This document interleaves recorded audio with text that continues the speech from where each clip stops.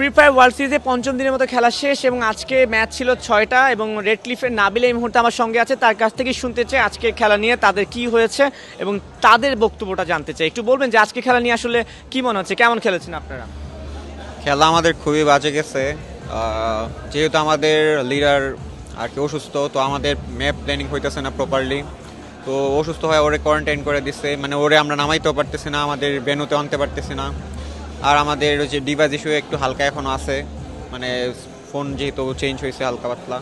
তো main problem হইতেছে যে আমাদের যেহেতু কোচ নাই, লিডারই আমাদের গাইডিংস দিত, কোচিং করতো, তো ও যেহেতু নাই আমরা ওর জন্য অনেক পিছিয়ে পড়তেছি। মানে ও আমাদেরকে ম্যাপ প্ল্যানিং করে দিত, তারপর ওরে নামাইতাম আমরা, মানে ম্যাপ প্ল্যান ও খেলতো, মানে আমরা প্লেয়ার চেঞ্জ করতে পারতেছি না, মানে খেলা এক ঘেমে হয়ে যেতেছে এরকম একটা।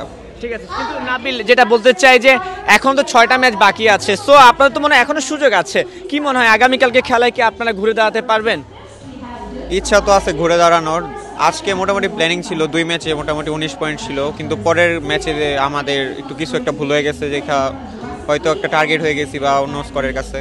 তো কালকেও দেখি প্ল্যানিং আছে যে পার ম্যাচ 15+15 এরকম নেওয়ার ট্রাই করবো। আচ্ছা, সেক্ষেত্রে যদি টপ 12-এর মধ্যে হচ্ছে রেড ক্লিফকে আমরা দেখতে চাই, আগামীকালকে যদি প্রতি ম্যাচে 15 পয়েন্ট করে নেওয়া যায় তাহলে কি টপ 12-এ আসা সম্ভব? না, 15 পয়েন্ট দেওয়া হইতেছে না, আমাদেরকে এখন লাগতেছে মনে হয় 20-র মতো লাগতেছে পার ম্যাচ। আর আজকে যদি 30 বা 50+ থাকতো তাহলে একটা চান্স ছিল।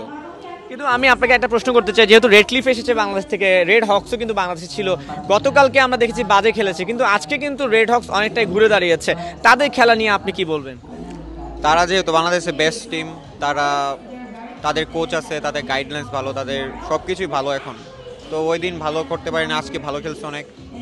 তো ওদের গাইডিংস আছে, ভালো আছে, কোচিং, ওইটার জন্য আর কি ভালো খেলতেছে। আমাদের যদি থাকতো আমরাও ইনশাল্লাহ পারতাম। ঠিক আছে, শেষমেশ সমর্থকদের জন্য কিছু বলবেন কিনা? সমর্থকদের বলবো, যেহেতু আমরা ফার্স্ট টাইম, তো আমাদের একটু আমরা নার্ভাস, তারপর এক্সাইটমেন্ট, আমাদের প্রপারলি গাইডেন্স পাইতেছি না। তো একটু সবাই আমাদের জন্য দোয়া করবেন, আমাদেরকে সাপোর্ট করবেন। আর হইতেছে আমরা ট্রাই করতেছি আমাদের সবটুকু দিয়ে, তো আল্লাহ ভরসা বাকি। ঠিক আছে নাবিল, আপনাকে অসংখ্য ধন্যবাদ। দর্শক, কথা বলছিলাম রেড ক্লিফে নাবিলের সঙ্গে, এখনও আশা হারায়নি। আগামীকালকে 6টা ম্যাচ আছে, সেই ম্যাচগুলোতে ভালো করলে হয়তো বা বাংলাদেশ ঘুরে দাঁড়াতেও পারে। আর টোটাল কি হয় সেটা দেখতে কিন্তু হলে কালকের ম্যাচ শেষে 18টা টিমে যে পয়েন্ট টেবিল আছে সেটার দিকে কিন্তু আমাদেরকে লক্ষ্য রাখতে হবে। আজকে এখান থেকে সর্বশেষ আমার কাছে এই ছিল তথ্য।